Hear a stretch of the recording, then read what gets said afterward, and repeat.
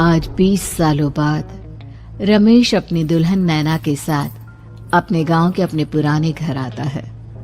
सभी लोग बहुत खुश थे। रूपा भी अपनी बहू का स्वागत करने में लगी थी। पर ये क्या, रूपा जैसे ही अपनी बहू की आरती उतारने जाती है, अचानक से तेज हवाएं चलने लगती है। घर की लाइट चली जाती है और आरती का थाल का दीपक बुझ जाता है। माँ, ये सब क्या हो रहा है? अचानक से ये मौसम कैसे बदल गया? अरे बेटा, ये गांव है। गांव में अक्सर ऐसा ही होता है।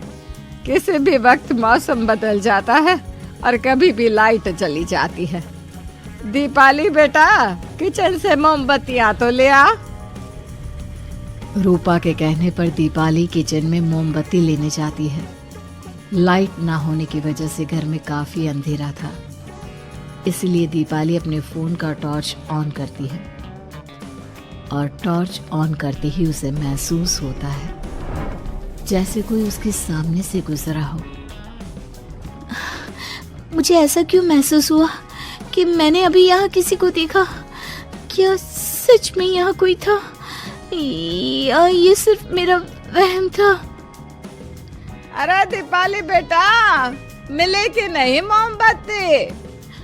हाँ माँ, बस अभी लाती हूँ। दीपाली सारी बातों को भूलकर मोमबत्ती जलाती है और जैसे ही मोमबत्ती लेकर वापस बाहर जाने के लिए पीछे मुड़ती है तो उसके सामने एक 10 साल की छोटी बच्ची खड़ी होती है। उस बच्ची की एक झलक देखते ही दीपाली डर जाती है और जोर जोर से चिल्लाने लगती है। तभी अचानक से लाइट आ जाती है। दीपाली की आवाज सुनकर शंकर और छोटा भाई पवन उसके पास पहुंचते हैं। क्या हुआ दीपावली बेटा? पापा, मैंने किसी को देखा। दीदी यहाँ पर कोई नहीं है।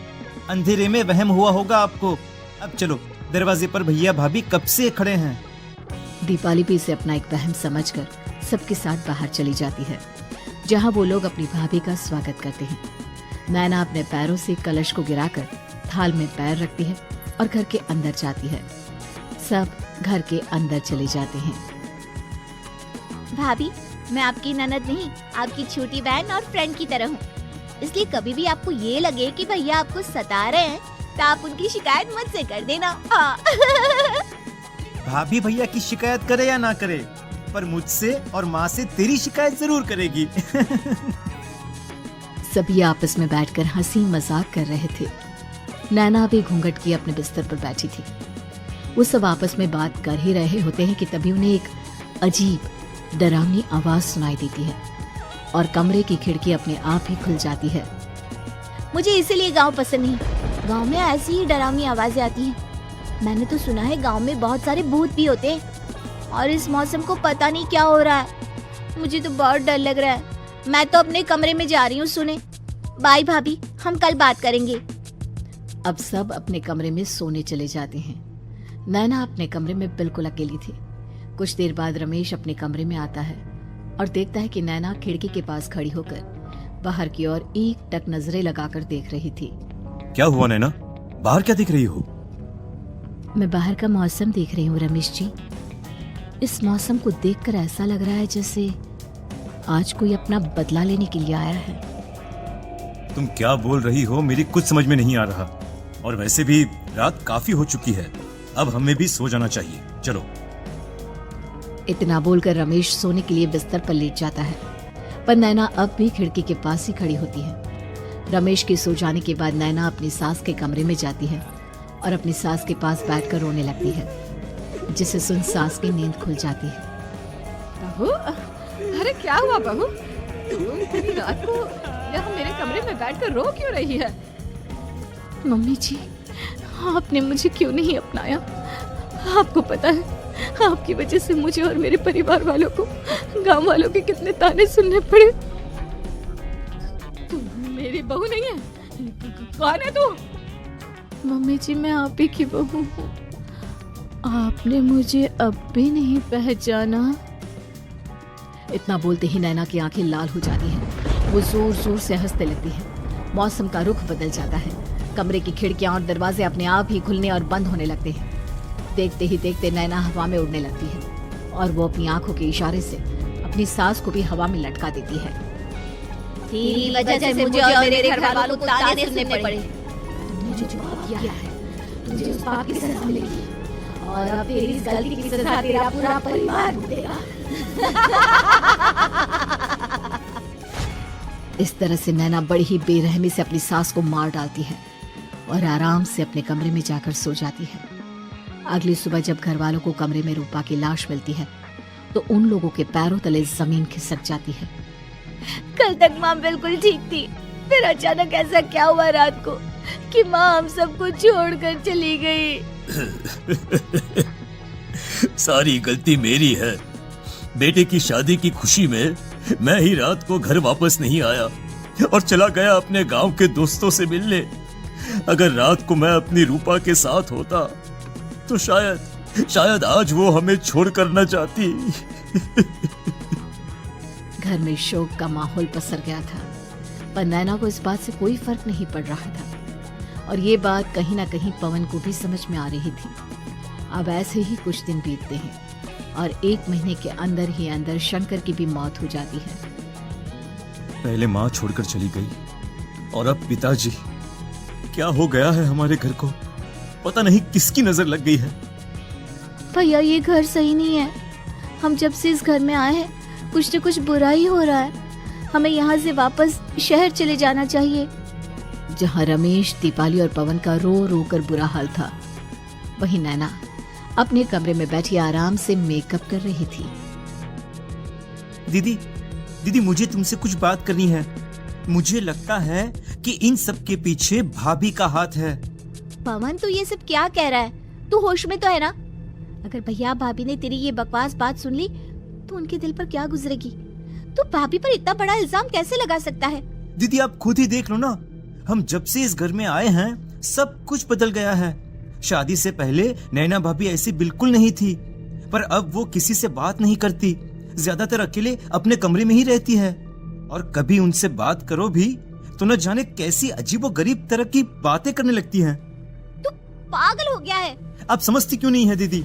देखो ना, हमारे घर में मौत का सिलसिला शुरू हो गया है, पर भाभी को कोई फर्क नहीं पड़ रहा। वो अभी भी मेकअप कर रही हैं, आराम से खाना खा रही हैं। और दीदी आपको पता है, जिस रात माँ की मौत हुई थी ना, उस रात मैंने भाभी को माँ के कमरे में जाते हुए देखा था। पवन की बातें सुन अब दीपाली के मन में भी शक पैदा होने लगता है और वो इस बारे में रमेश से बात करती है। रात को सब साथ में बैठकर खाना खा रहे थे, तभी कौन हो तुम और तुम ये सब क्यों कर रही हो? क्यों सबकी जान ले रही हो? रमेश जी, ये आप क्या कह रहे हैं? मैं भला मम्मी जी पापा जी की जान क्यों लूंगी? मैंने कब कहा कि तुमने माँ पापा की जान ली? नैना, तुम तो मेरी पत्नी हो, तुम थोड़ी किसी को मारोगी। नैना, तुम नैना ही हो ना? रमेश की ये बात सुनते ही नैना खाना छोड़कर गुस्से में सबको देखने लगती है। नैना की गुस्से भरी आंख को देखकर तीनों भाई बहन डर जाते हैं। तभी नैना जोर जोर से हंसने लगती है। मैं तो हूँ आपकी पत्नी गौरी। गौरी का नाम सुनते ही रमेश के होश उड़ जाते हैं। आखिर कौन है ये गौरी? क्या है इस घर और घर वालों का राज? हमारे दोनों बच्चे एक साथ कितने अच्छे लग रहे हैं ना। हाँ, कितने अच्छे दोस्त हैं दोनों।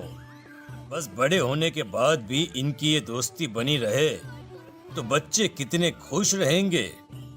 मैं क्या सोच रहा था कि क्यों ना हम अपनी दोस्ती को रिश्तेदारी में बदल दें। मैं अपने बेटे रमेश की शादी तेरी बेटी गौरी से करना चाहता हूँ। इस तरह हमारे बच्चे भी हमेशा साथ रहेंगे और हमारी दोस्ती भी रिश्तेदारी में बदल जाएगी। शंकर की इस बात से उसके दोस्त को बहुत अच्छा लगता है और वो अपनी बेटी की शादी रमेश से करवाने के लिए तैयार हो जाता है। बहुत जल्द दोनों परिवार मिलकर बचपन में ही रमेश और गौरी की शादी करा देते हैं।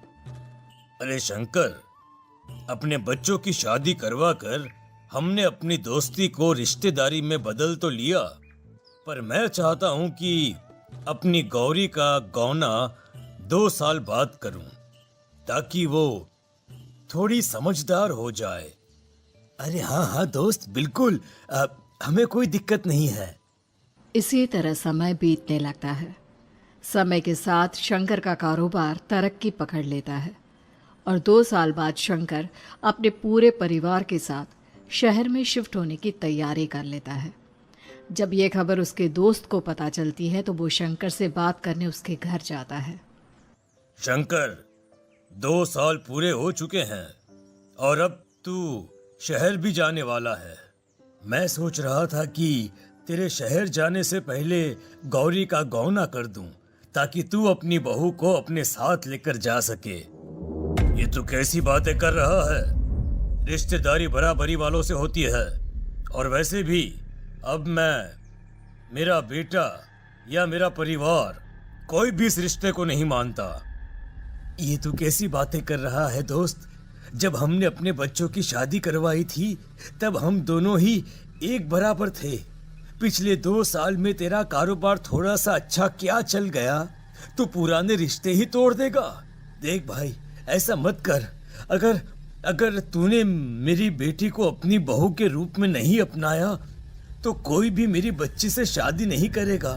अरे उसकी जिंदगी बर्बाद हो जाएगी। यार देख, वैसे भी बाल विवाह तो कानून मान्यता नहीं देता, फिर मैं कैसे दे दूं? तू अपनी बेटी के बड़े होने पर उसकी शादी किसी दूसरे लड़के से करवा देना।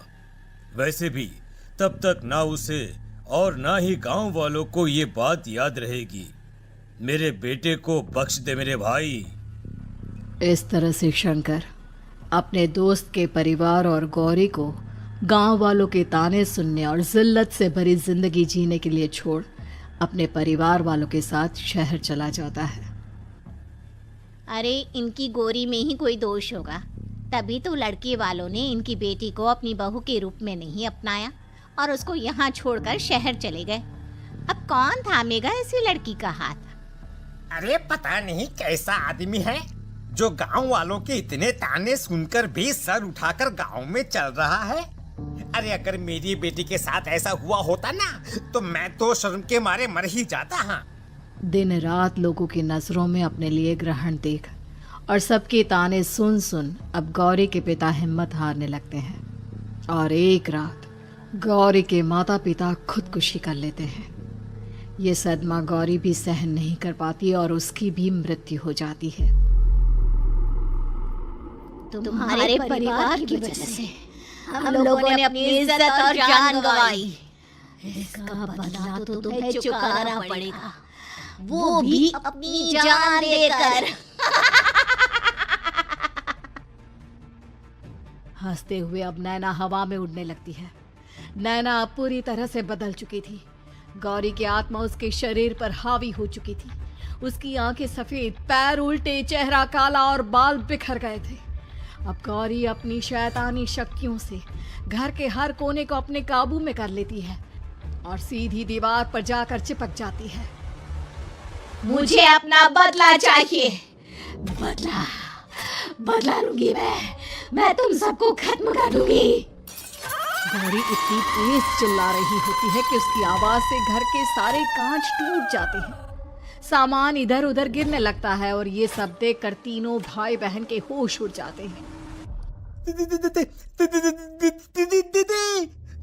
बचाओ, भागो भागो। उन तीनों को अपनी जान बचाने के लिए यहाँ से वहां भागता देख गौरी जोर जोर से हंसने लगती है। तभी दीपाली घर से बाहर निकलने लगती है, जिसे देख गौरी गुस्से में अपनी शक्तियों से तुरंत घर का दरवाजा बंद कर दीपाली को हवा में उड़ा देती है। बाहर भागेगी, मुझसे बचकर भागना चाहती है? कोई नहीं बचेगा, आज तुम सब मरने वाले हो। अचानक घर में भूतिया आवाजें गूंजने लगती है, तेज हवाएं चलने लगती हैं, सोफा, टेबल, कुर्सी सब हवा में उड़ने लगता है। ये सब देखकर रमेश, दीपाली और पवन की रूह कांप जाती है। घर में ये सब होते हुए और अपनी बहन को हवा में उड़ते हुए देख रमेश और पवन को भी समझ में नहीं आ रहा था कि वो क्या करे, कैसे अपनी जान बचाए। इतने में गौरी अपनी आंखें दीपाली की तरफ करती है और अपनी शैतानी शक्तियों से उसका गला दबाने लगती है। भागने का बहुत शौक है ना, अब मैं तुझे इस दुनिया से ही भगा दूंगी। इतना बोलकर गौरी दीपाली को उठाकर फेंक देती है और दीपाली दीवार से टकराकर नीचे गिर जाती है। दीपाली के पूरे शरीर में चोट के निशान होते हैं और वो उठ भी नहीं पाती। दोनों भाई भागते हुए अपनी बहन के पास जाते हैं। ये तो बस शुरुआत है, मैं तुम तीनों को तड़पा कर मारूंगी। अरे अरे, पर हमने क्या किया है? हम तीनों भाई बहन तो निर्दोष हैं। गलती तो हमारे माता पिता ने की थी और उन्हें तुम पहले ही मार चुकी हो, फिर हमारे पीछे क्यों पड़ी हो? पवन के इतना बोलते ही गौरी एक हवा के झोंके की तरह उसके पास आती है और उसका गला पकड़कर उसे हवा में उठा देती है और रमेश को गुस्से भरी नजरों से देखती है। गलती मेरे परिवार की नहीं थी, पर सबको मरना पड़ा। मैं किसी को नहीं छोड़ूंगी। गौरी पवन को हवा में उछाल देती है, जिस पर कमरे की छत से टकराकर जमीन पर आकर वो गिरता है। उसके सर और शरीर पर जगह जगह चोट लग जाती है और खून बहने लगता है, जिसे देख अब रमेश से चुप नहीं रहा जाता। गौरी, तुम्हारा गुनहगार मैं हूँ। तुम्हारी शादी मुझसे हुई थी। अगर तुम्हें बदला चाहिए तो मुझसे लो। मेरे भाई बहन को छोड़ दो। तुम मुझे मार दो। मरना तो सबको पड़ेगा। अरे पर इसमें उन दोनों की कोई गलती नहीं है। प्लीज, मैं मानता हूँ कि तुम और तुम्हारे परिवार के साथ जो कुछ भी हुआ वो गलत था, पर गौरी, मैं प्लीज मेरे भाई बहन को छोड़ दो। उन्हें तो इस बात के बारे में कुछ भी पता नहीं है। उनका इस सब से कोई लेना देना नहीं है। तुम और तुम्हारा परिवार यही चाहता था ना कि मैं तुम्हें अपना लूं। उस समय मैं बच्चा था। मेरे पास इतनी समझ नहीं थी, पर आज मैं तुम्हें तुम्हारे इसी रूप में अपनाता हूँ। मेरे साथ जो करना है कर लो, बस मेरे भाई बहन की जान बख्श दो उनकी जान। रमेश की ये बात सुनकर गौरी का गुस्सा थोड़ा शांत होता है। ठीक है, मैं तुम्हारे भाई बहन को नहीं मारूंगी, पर तुम्हें मरना होगा और तुम्हारी आत्मा को मेरे साथ शादी करनी होगी। मुझे मंजूर है। अब रमेश गौरी के साथ छत पर जाता है और छत से नीचे कूद जाता है। रमेश के मरते ही गौरी उसकी आत्मा को अपने साथ ले जाती है और इस तरह से रमेश खुद मरकर अपने भाई बहन को बचा लेता है।